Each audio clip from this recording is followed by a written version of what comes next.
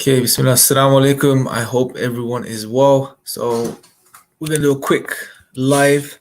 It's Ramadan. Oops, it's Ramadan. So, it's literally day two for some of us and day one for others.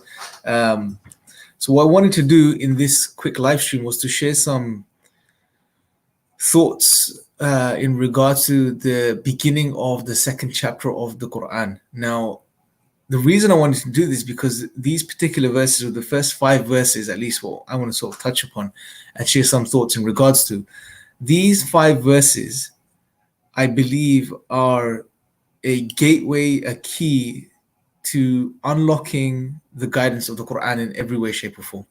These five verses, they are so profound because they give us an insight into the right mindset, the right characteristics, the right state of being a person has to have to be able to fully appreciate, understand, and absorb the guidance from the Quran itself. And another profound thing about this is that, sometimes when especially some Orientalists and stuff, when they've come to and approach the Quran, they one of the claims that they make is that the Quran is just jumble. It's just jumbled verses, ideas, and it's all mixed up, and there's no real coherence to it. But that's not true when you start to really look into the Quran. And many of our scholars throughout history have highlighted the coherence of the Quran, as far as the coherence being on a level of the chapter itself, between the verses in the chapter, between chapter and chapter. And so the coherence is very deep. And I think one of the beautiful things here is highlighted is, and what I want to share today, is that there seems to be a clear coherence here as far as the way the Quran starts in regards to how it's directing the human being that's engaging with it to make sure that they can make the most of this book. So the very first thing, for example, is the first chapter of the Quran, Al-Fatiha as we know it, the opening. And what the opening is, it's basically a prayer, right? Where we acknowledge our Creator. Our Creator reminds us of who we are in relation to Him. And then He tells us a supplication that we make, which is that we ask for guidance. And what's amazing is that then, after the first chapter is over, where we've asked for guidance from God, the very next chapter begins, and that is the answer to the prayer that we made in the first chapter. Here, God is basically opening the doors to us for guidance. And the very first thing God does in Al-Baqarah, the second chapter, is He gives us the keys, the psychological, He makes mention of the psychological state of the different types of individuals and the state you need to acquire, the mental and spiritual state you need to acquire to be able to truly benefit from the rest of the Quran, which you're going to be reading and engaging with. So there's a very powerful coherence here as far as psychologically preparing the human being to receive and attain the guidance that this book contains. So I'm just going to be touching upon some of those things. Now, I don't want, if there's any non-Muslims that watch this, I don't want you to switch off, because there's going to be things here that you will find beneficial too, as well as hopefully the Muslims. Welcome, salam to everyone that's joining this live stream. Assalamu alaikum to Next Generation, Abdurrahman, Osama, Usman, V-Man, Jan Keach, I think that's how you say it, 11 Wakas. Inshallah, you guys are well. Hopefully, Ramadan is going good for you. I know for some of you guys, it may be day one. For others, I think it's probably day two, as it is for us in the UK. So I hope that, inshallah, it's going well for you guys too.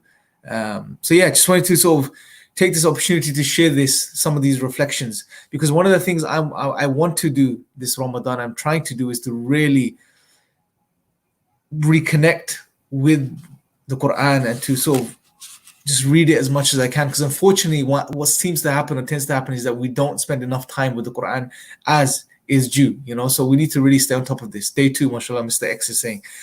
So let's go into it. So as we've seen, chapter 1 is the prayer. We're making a prayer for guidance, right? And to make this prayer assumes a position of humility, because you need humility to be able to access the Quran and access guidance from God, because without humility, or the opposite of humility is arrogance, and arrogance is not going to lead to guidance, because God is not in need of anything or anyone.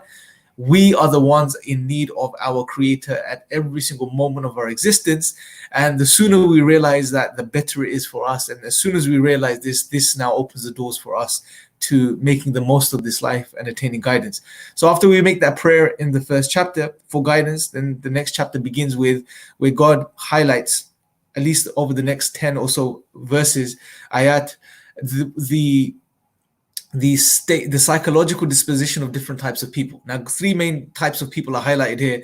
The first is those that believe and those that will gain the guidance of the Quran itself.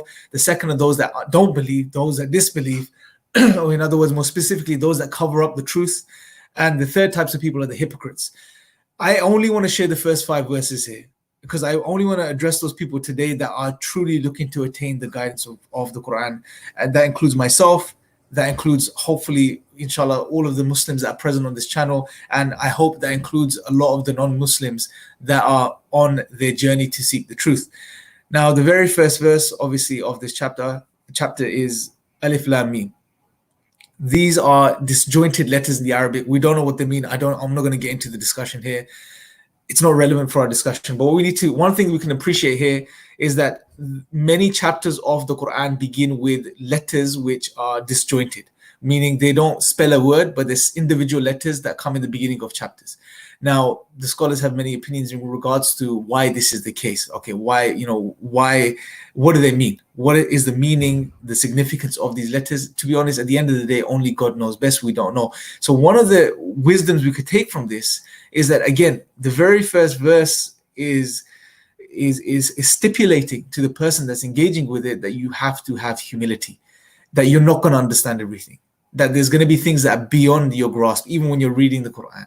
That when you approach this book, you shouldn't approach it trying to critique it, read into it, challenge it. No, that's a state of arrogance. You have to approach it with humility, recognizing that this is something you're approaching that has something for you that you need to take from it, instead of bringing something to it. And then the next verse, God says, and I'll only mention the Arabic terms wherever relevant and wherever I want to sort of go into a bit more of a deeper discussion, just so I don't lose our non-Muslim friends that may be on this. The next verse, God says, this is that book in which there is absolutely no doubt. Right? Now, this is the first part of the verse. Now, this could be understood in a couple of ways. One of the ways is understood that the book itself has no doubts in it. Or the other way is to understand this is that God is saying that this is that book, meaning that this is that book of God. There is no doubt in this, that this is from the creator of the heavens and the earth. And then God says in it is guidance for the people of taqwa. Now, this is the first Arabic word that hudan lil muttaqin. This is hudan, which is huda is guidance for people of taqwa. Now, the people of taqwa is something we need to understand. Taqwa, if we were to understand this word, and sometimes it's translated as the fear of God, sometimes it's translated as God consciousness, sometimes it's translated in slight other different ways. But the general sort of meaning we should take from this and understand when we're reading this word is that taqwa is consciousness of your creator, being aware of your creator in a way which protects you. Right? This is very important to understand. So it's being conscious of the creator of the heavens and the earth. And this may mean having a type of awareness of or the fear of your creator from the perspective that it leads you to protecting yourself, safeguarding yourself, protecting yourself from falling into things which will destroy you, which would harm you, which would, turn you away from your creator. Right? So this is something we need to understand as far as the word taqwa here is concerned. Now I'm going to address your questions. I think that some of you guys have questions, but we'll deal with them and just want to conclude this quickly, inshallah. So the very first verse, what God is saying is that this is that book in which there is absolutely no doubt. It's from the creator of the heavens and the earth, and in it is guidance for your lives, for our existence, but it's guidance for people in particular of taqwa, people who are conscious of their creator, and they are conscious of the creator in a way which is going to safeguard them and protect them from falling into things in this life which will harm them. Right? This is something we need to keep in mind. And then the next verse, it was beautiful now here, is that God goes into explaining some of the qualities and traits of the people of taqwa, the people who are conscious of their creator. The very first thing God says is those who believe, yu'minuna bil ghayb, those who believe in the unseen. Now, this is something very interesting here. Now, this is probably going to be very difficult, especially for some non-Muslims to really grapple with this, especially from the perspective of the times that we live in, because We live in a world which is predominantly and overall focused on the material. It's focused on what's around us, what we can see, what we can observe. We live in a world which is dominated by such philosophies such as secularism, atheism. It's all about seeing. Seeing is believing. What's in front of you is real, it exists, and what you can't see, what's beyond your sense perception, what's beyond the access of your senses, doesn't exist. This is the type of idea that we're sold. But here, God is highlighting that the people of taqwa, the people of consciousness of God, are those people who, very first thing, those who acknowledge the unseen. They believe in the unseen. They are aware of the fact that there is a realm, a reality beyond this material physical existence, right? Now, this is very interesting. Now, you may think on the surface, well, there's no proof for it, right? This is the type of way we think sometimes. But I would argue, even if you are of that disposition where you like to have seeing is believing, right? And you want proof for things, even then, there are proofs, I would say, subtle proofs, cues, signs, which point towards the reality that there are things beyond this material physical existence. There are realms beyond this material physical existence, right? And some of the proofs lie, or the signs of which lie within this material physical existence. For example, if I was to give you a few, something, for example, which has baffled and is baffling philosophers and scientists is the hard problem of consciousness. What is this consciousness that we know of, we experience, but we can't quantify from a material physical perspective? You can't measure consciousness in a test tube. You can take a human being, you can wire up the human being with monitors. You can put all these little wires and things on his head, and you can monitor his brain activity. And what you could do is you can give that person a piece of chocolate, and as he's eating the piece of chocolate and he's experiencing that chocolate, you may notice changes in brain waves, but what it feels like, that first person conscious experience of that person eating that piece of chocolate, there's no way of quantifying that. That's unique to that person. That's special, that's specific to that person. That cannot be materially quantified in any way, shape, or form. That's what the hard problem of consciousness is. So there is this reality of the human being, which is linked, if you like, in some way, shape, or form, and we don't know of these links with the material aspects of the human being, the physical aspects of the human being, but we don't know what it is. It's not material. You can't materially quantify. The best some atheists can do is they completely deny it. It's an illusion, as Daniel Dennett would have you believe. It's not, and even Sam Harris now in another way, he'll articulate that in another way. It's just an illusion. It's not real. It doesn't exist. Right? That's the best they can do, because they can't. And the reason they do this is because they recognize there is no materialistic explanation of consciousness. You can't materially quantify this thing we call consciousness, our conscious awareness. Right? Now, from an Islamic perspective, we can understand this, and this possibly maybe our consciousness, and I'm not going to speak in definite terms, maybe this is the soul, or it's linked to the soul. But what we can say is that it's linked to the metaphysical aspects of the human being, those aspects of the human being which are beyond the physical. Like we're interacting right now, right? Now there is that physical element of us which we're picking up on through the camera, and that you can see, and I'm speaking in my voice. But me that's speaking and you that's receiving, there is an element of us which is beyond the physical that we recognize. We're not just an amalgamation of atoms and molecules. We're not just a combination of atoms and molecules. We're more than that. We recognize this.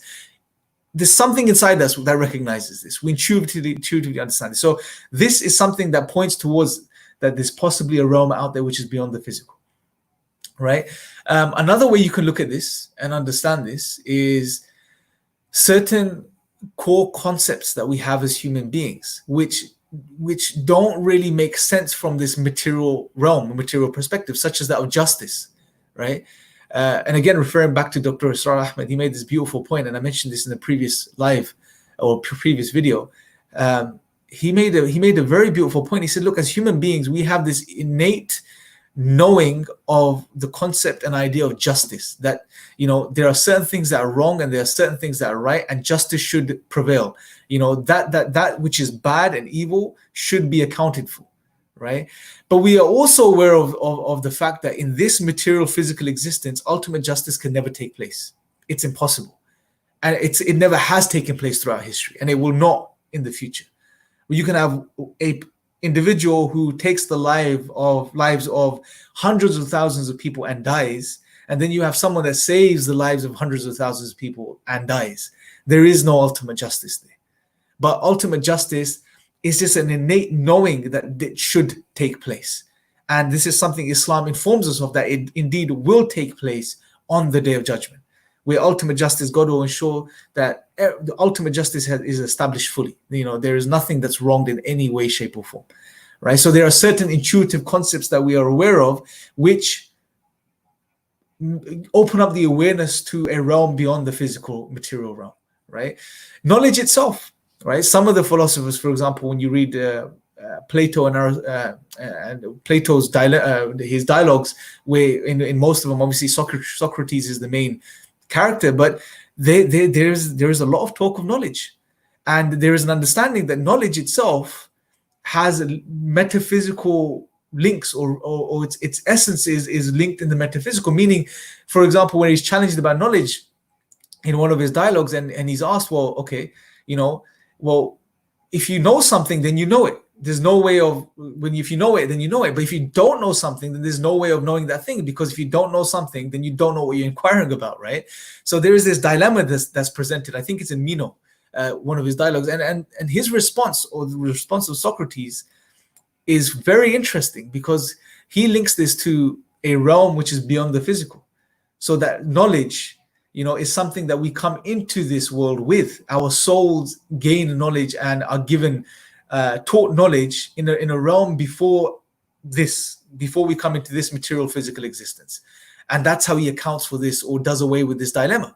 So therefore he relies upon what now is known as the doctrine of recollection, that we're not learning things new, but we're simply recalling things in this existence by experiencing and interacting with the world around us. Now, this is a very interesting idea, and it's very similar to some ideas that Islam teaches us, such as that of the fitrah, that there's innate knowledge, where God reminds us that he taught Adam the names of all things, right? When God announces the creation of Adam to the angels in the second chapter, same chapter a bit further on. So there's some very interesting realities that if we were to stop and ponder over them and reflect upon them, they would awaken us to the understanding that there has to be a realm beyond this material physical realm. There has to be an existence beyond this material physical existence. And this is something that the people of taqwa, the people of true consciousness of the Creator, awareness of the Creator, are aware of. Those who believe in the unseen. That's the first trait. And then what's even more profound is then God says, وَيُقِيمُونَ الصَّلَاةَ وَمِمَّا رَزَقْنَاهُمْ يُنْفِقُونَ, that these people that have an awareness of the unseen, they have recognized the unseen, that there is a realm beyond this material physical realm, that and that as human beings we recognize this. They are also people who establish the prayer. So they invest time in doing something which allows them to connect directly with their Creator, who is beyond the seen material existence. So they're engaging with the unseen, and this is amazing. So they value these realities that are beyond just the material, physical, ephemeral existence. They connect with the Creator. They not only connect with the Creator, but they establish the prayer, right? They establish, and establishing the prayer is not just praying, right, without awareness in a very sort of rushed way. To establish the prayer is to stand, is to focus, is to invest time and energy in engaging in the prayer where you're connecting with your Creator directly. They value this. And then they also spend from what God has given them. Now, this doesn't only mean material wealth. This is to spend from any goodness that you've been blessed with. This could be, this could be in the form of knowledge. This can be in the form of wisdom. This can be in the form of just skills and abilities. Whatever you have been blessed with, they spend from this. Now, another very beautiful trait that's outlined here about people who are truly aware of the unseen, who are truly aware of their Creator, is that they don't engage with their belongings that they've been blessed with in a selfish way. So for example, if you just believe this world is all that exists, right, it puts you in a very selfish mindset. It makes you see the world in a very selfish way. So for example, when you gain wealth, you just want to keep acquiring more wealth. When you buy more material things, you just want to keep buying more material things, and you want to keep them for yourself. you don't see any reason to give them up or to share them, right? Generally speaking, you don't want to distribute them. You want to keep them for yourself because you think in a very selfish way. But people that are aware, because the thing is, when you look at it from the perspective of this world, that the idea is, if I give it, I lose it, right? That's the nature generally. The outward way of looking at this world is, if I give it, I lose it. It's gone. And we don't want to do that. Why do human beings don't want to lose things? We want to keep things and gain things, especially the things we value. But those that are aware of the unseen and are aware of the Creator, they also are aware that the things that they have, number one, are gifts from the Creator. They don't own them, right? They are from God. They are a gift from God. And secondly, they give them away because they understand to give them is to gain. Because when you give things for the sake of God, you're not losing anything, as God makes clear in the rest of the Quran and the other parts of the Quran. When you give things for the sake of God, you're not losing anything. You're just gaining, and you're gaining more. And you're going to be gaining. If you give this much, you may gain this much, because God gives as He wishes, without any limitations. And God is the one who possesses everything. He can give as much as He will. So the person who is aware of the Creator, who has taqwa, realizes that to give up things in this world from what they've been blessed with, they're not going to be losing out on anything. They're just going to be gaining more and more things. So they engage in this act of giving, right? And this giving could be financial giving, and this giving can be in other ways apart from financial giving. It could be in the way of giving knowledge, giving time, giving love, etc., etc., right? So it could be this is not restricted to money itself from that perspective. And then the next verse, God says, and those who believe in what has been sent down, so in the form of this Quran, they acknowledge that this is revelation from the Creator of the heavens and the earth, and they believe in what was sent down before to the previous prophets, right? Now, this, if we really think about the idea of believing, what the significance of believing in what was sent down to previous prophets, well, number one, it's that God has Himself told us that He sent revelation throughout history to people, to other messengers. So we acknowledge that. Number two, it's acknowledging the mercy of God, because when you acknowledge God has sent revelation throughout history to people, all nations, you are acknowledging that the Creator of the heavens and the earth didn't leave any people alone just to try figure things out, right? God has provided for every single nation in the form of guidance, in some type of guidance, in a messenger, to help people find their Creator, to turn back to the truth. So to acknowledge this, in a way, what you're also doing is you're acknowledging that, you're acknowledging the mercy of the Creator of the heavens and the earth, which God, mentions over and over again. Every chapter, almost of the Quran, every chapter barring one, begins with Bismillah ar-Rahman ar-Rahim, in the name of God, the excessively, intensely merciful, the all merciful. So this is acknowledging, to acknowledge previous revelations in a way is to acknowledge the mercy of God Himself. And then God says, they are those who are certain of the hereafter. Right? So they recognize, again, emphasizing the point, the focus isn't this life. The focus is the hereafter, and this is something the profound about Islam and the Quran, is that God has given us revelation to wake us up, right? And an integral part of guidance is to recognize that this life isn't all that exists, to recognize that you're going to move on, you're going to die, and you're going to move on to the real life, which goes on forever. Right? And this is a struggle for many of us, right? I will admit, sometimes it's the world, the environment that we live in, it's very difficult sometimes to really, remind yourself of the fact that what you see is not all that exists. There is a realm, there is an existence, there is a reality beyond this, and we are heading towards that every moment of our existence, because time is not stationary. It's not a picture, it's a video. We're moving. Every moment of our existence, we are getting closer and closer to our death, right? Every single human being on the face of this earth is moving towards his or her end. There is no running away from this. There is no escape from this. You cannot escape death. We are moving towards our death, and we are therefore moving towards the hereafter, right? And Islam has come, one of the fundamental things Islam has come to teach humanity or wake people up to, is that you are heading towards the hereafter. You are heading towards the day of judgment. You are heading towards your eternal life. And there is not one end. The end will be determined by what you do in this life. So everything you do in this life, you are working towards your hereafter, whether that's paradise or the hellfire. That is a choice you have to make here. That is a choice that's made through your actions, what you do, how you engage with this life and the people in this life and the world around you. That is going to determine where you end up in the hereafter. And this is a profound awakening.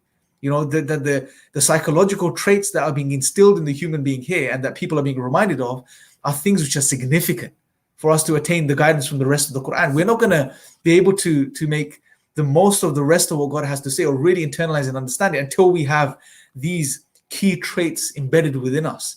And one of those key traits is the knowing, the knowledge and the belief in the hereafter and the certainty in the reality that's coming, right? And that's something I guess, you know, I'm trying to work on as well, and something we should all try to engage in, is to really understand life holistically, not only from the perspective of life in this world, but life in the hereafter too. And this is a concept which many people have detested throughout history, many people. Because those that are focused on making the most of this world and those that are focused on using people in this world to make the most of their world for them and to milk people from a worldly perspective and to just, you know, attain as much as they can from a worldly perspective, those type of people hate, they detest the concept of the hereafter. So much so, and they don't want people to focus on the concept of the hereafter. Right? Because as soon as the human being is connected with their creator and they are aware of the reality that's coming, right? You know, we should, like some of our scholars said, prepare for your journey in regards to how long that journey is, or that how great that destination is. Once the human being becomes aware that where we're going is forever and where we are is temporary, their focus is going to shift from the here and now to what's coming. And they're going to use the here and now to facilitate what's coming. And that type of mindset is not productive from a worldly material perspective. You know, it's not. This is why we saw, for example, Karl Marx had a huge issue with religion. And he called it the opium of the masses, of the people, however he structured it. Because it was putting human beings in a position where they were comfortable with their social and economic standing. And when you become comfortable with less, you know, you're not going to profit some of the people that are out there trying to pull the strings, right? But nevertheless, that's a side topic. But you can see why this concept is something that God has given humanity throughout history, and why this concept has been such, you know, a point of agitation for some people that are focused on the material, the here and now. And then God concludes in the 5th verse here, well, not concludes, but in regards to what I wanted to share with you, he says, those are the people that are upon guidance from their creator. And those are the people who are successful.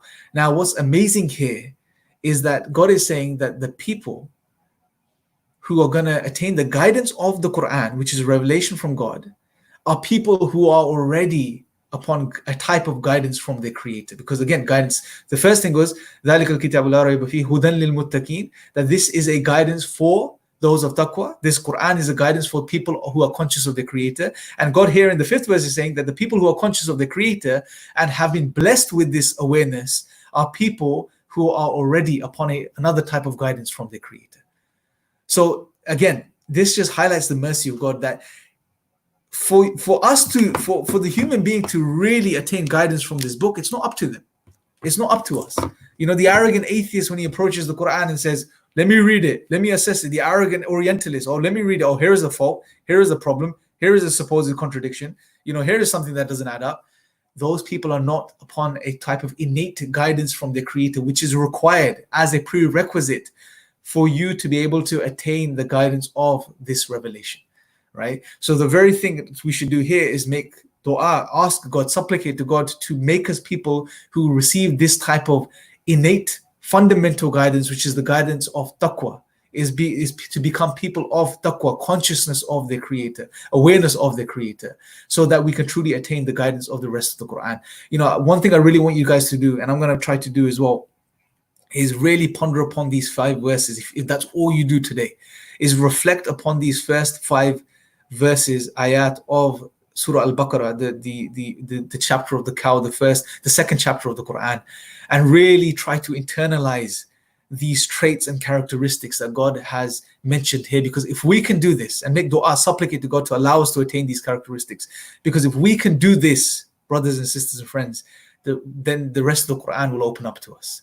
and we will be guided through this life, through the light of this Quran itself, right? But if we fail here and we fall into the one of the other categories that God mentions, going on from verse 6 onwards, then we're going to fail. Those that have denied the truth, those that have covered up the truth, and those that are hypocrites.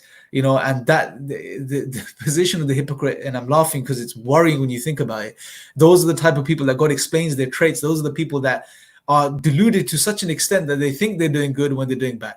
They think that they are, resulting in facilitating peace, where they are facilitating in facade and corruption, etc. So, may God protect us from such a corrupted mental and psychological and spiritual state where we can't even make sense of reality or our own existence in our own state. We don't want to fall into this, and sometimes we do find ourselves from some shades or some aspects in this state where on the surface we act a certain way, but inside we our belief has become so weak that we can't help ourselves from falling into sins. We can't help ourselves from engaging in fulfilling our desires and doing things that we know are bad. And if we find ourselves there, just the best thing we could do is just turn back to the Quran and read the Quran and ponder over these verses, because that's what's going to open things up to us and open up our hearts, right? So I just wanted to share this with you guys. And we're going to quickly go through the questions, see if there's any questions, and see if there's any questions, and then God willing, wrap up, inshallah. Okay, let's see.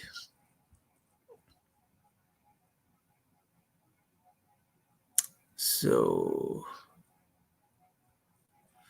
I'm only going to touch upon the questions which are related specifically to what we were talking about, and see if there's anything here. I will touch upon the other questions either in the form of a video or in another live stream, inshallah, God willing.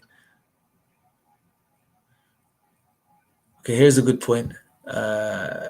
Yan says, I think people focus too much on completing the Quran before Ramadan over instead of contemplating on its verses while taking their time. Yeah, absolutely. Look, we have to keep in mind, I'm not saying it's a bad thing. Obviously, it's a good thing to complete the Quran. Every word, reciting every word has a reward. But we have to keep in mind the context of the first recipients of the Quran as well. The Sahaba were people, the companions of the Prophet, for example, in the first generations were people who understood the intricacies of the language, the Arabic language, right? They were people who would listen to something and they would memorize it upon just once listening to it, right? So for them to recite the Quran at a good speed where they can finish the Quran not only in a month, but maybe in a week, it wasn't a difficult thing for them. And it wouldn't be a thing where it was just a recitation without understanding. I'm pretty sure that, and I wouldn't be surprised if the companions of the Prophet ﷺ and the first generations could read the Quran in a week, maybe less, and still understand everything they read, because that was just their relationship with the language itself. But unfortunately, we don't have that relationship. So, and in many cases, most of us, we don't understand the Arabic language. We don't understand the language of the Quran, to be more specific. And therefore, even if we take, 6 months to recite the Arabic alone, we're not going to understand what's being said, let alone if we're reciting it in a month. So one thing I would recommend is that if we are aiming to finish the Quran in a month in the Arabic, alhamdulillah, do that, but alongside read a translation of the Quran and finish that in a month as well, at the very least, right? Now, so it's a very valid point, something that we're missing. And one of the biggest crises of the state, of our times, and the reason for the state that we find ourselves in, one of the big reasons is because we have turned away from understanding what the Quran is saying, what God is saying to us. And if we don't understand what he's saying, then we can't live by it. We can't do what he's telling us to do. So it's something very important to keep in mind, inshallah. Jazakallah khair, very good point. The argument from dependency, Islam, I would definitely cover that in one of these coming live streams, inshallah, because I know that's been requested a few times. So I would definitely cover it, and I'm going to cover it from the Divine Reality, Hamza's book, because I think his articulation and his particular version of the argument from dependency is one of, if not the best articulations of the argument from dependency, mashallah.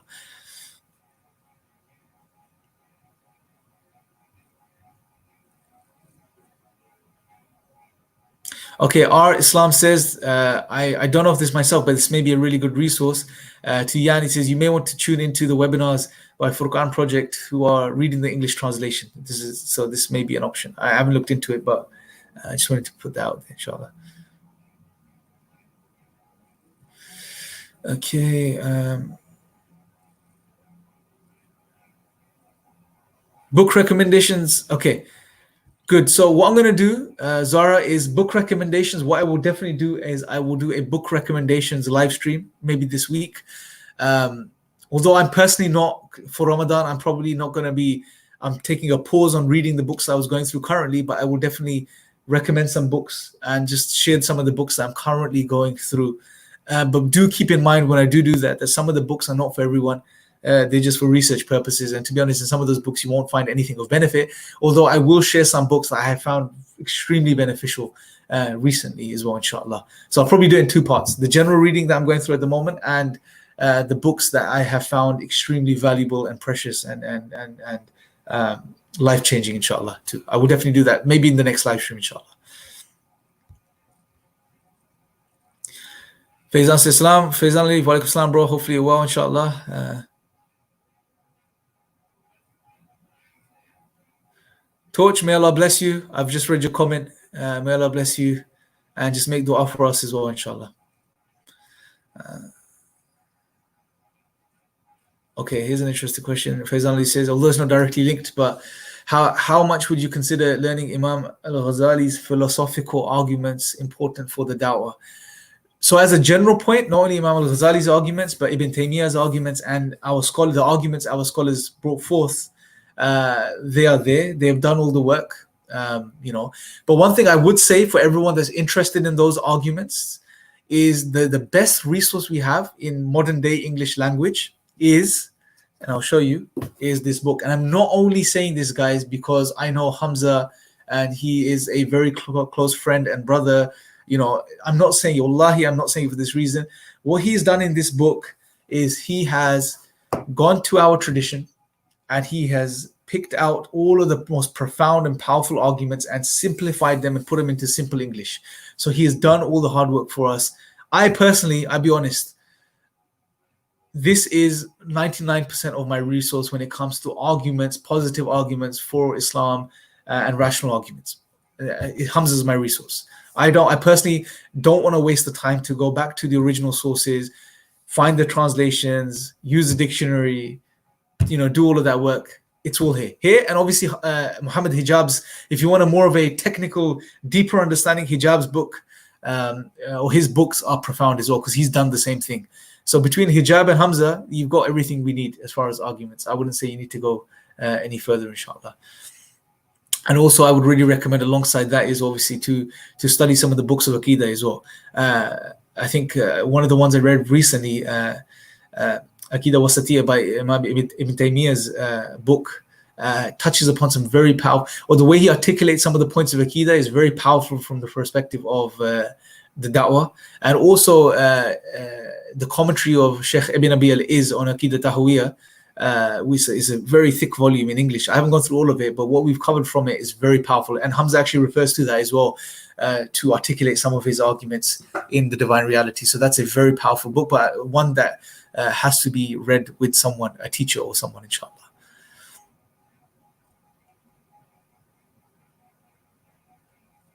Okay, this is, so let's see. Ahmed H says, I want to increase my iman in Ramadan. I feel like something is different. I feel like my heart is crying out for something missing. Can you help? Jazakallah khair.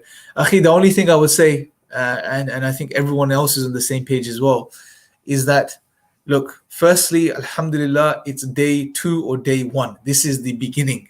It's nothing has left us yet. We have the whole month ahead of us to try and make the most of, right?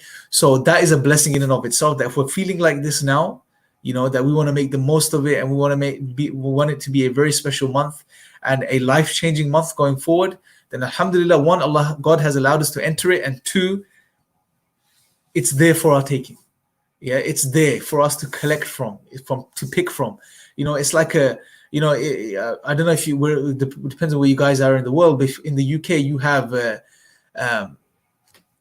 not forests, but they're like fields where you have trees, for example, strawberry trees, and you can go strawberry picking, right? And this is a month we need to pick from. This is a month of blessings. Allah has made it easy for us from many perspectives. So just try to make the most of it. One of the best things I could recommend to do is to just take some time, at least in the first couple of days, is to really battle with yourself and sit with yourself and speak to Allah, and speak to God, and really try to get the bottom of the layers of darkness that sometimes wrap our hearts up, and that our hearts become so wrapped in darkness sometimes that it's very hard for us to make heads from tail, right? Very hard for us to sort of really understand what's going on inside of us. Sometimes we get really good at lying to ourselves as well, convincing ourselves things are good when they're not really good. So take some time to really sit with yourself, in isolation in your room, and just talk, just really think through what is it that's covering your heart. Ask yourself questions, because we have the answers. We know ourselves best, from a worldly perspective at least. You know yourself the best. If our hearts feel like that they're heavy and they're covered, we know what the covering is. We know what that problem is. We may not think we know, but we know.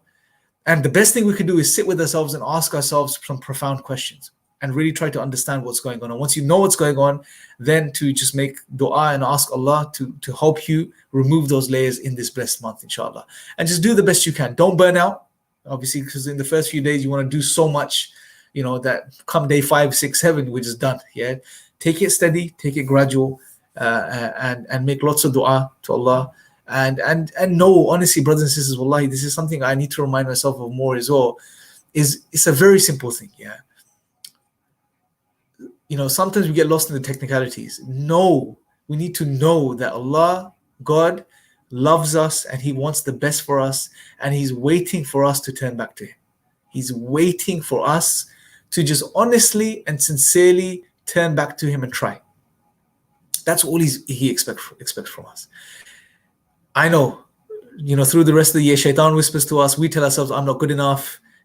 I've done so many bad things. How's God going to forgive me? We shouldn't think like God. Allah makes it clear in the Quran. No matter what sins you've done, how many sins you've done, Allah will forgive you. He's waiting for us to turn back to Him, right? We have to just be aware of Him. Just, the problem is on our end. If we're really honest, the problem is on our end. For many of us, the bottom line is we just don't want to fully submit, right?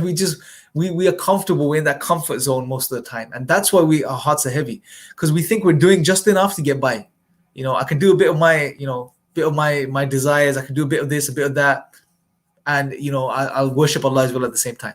It's just making that commitment to sacrifice for the sake of Allah. And the biggest sacrifice we can make, the first sacrifice, is to sacrifice our desires for the sake of Allah. Meaning put Allah first and ourselves second. And it's easy. It's very easy to talk about this and mention this. Very, very hard to do.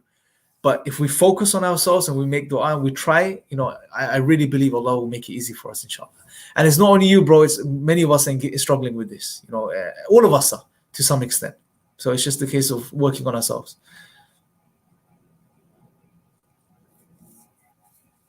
Okay, let's see. Okay.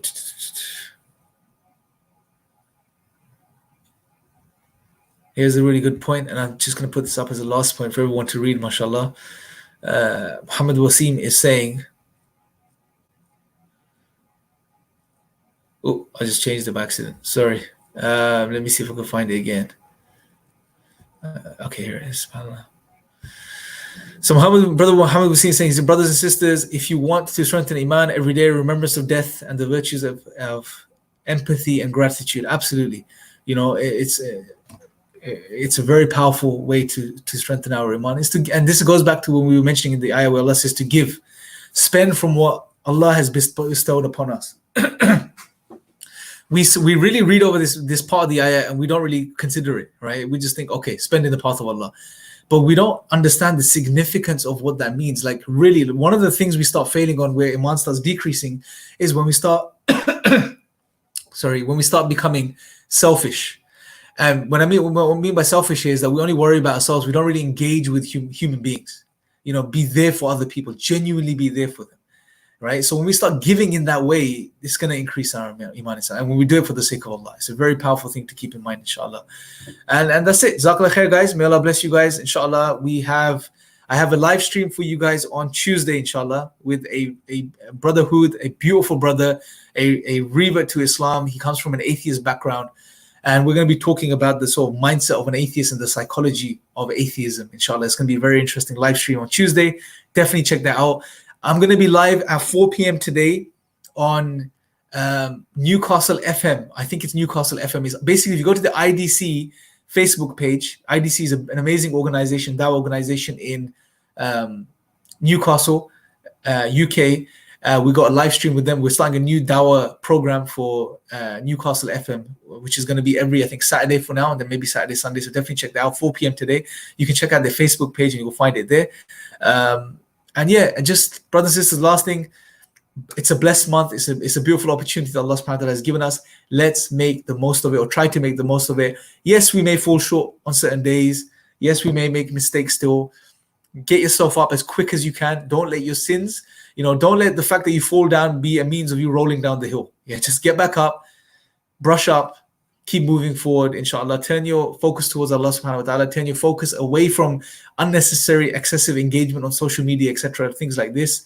And just make the most of this blessed month, inshallah. May Allah bless you all. I will, inshallah, be seeing you guys on Tuesday. I may have a video that's coming out on Monday as well, possibly. But yeah, that's that. Thank you, guys. Let me know your thoughts in the question section below, and I will speak to you guys next live stream, inshallah. Assalamu alaikum wa rahmatullah. Take care.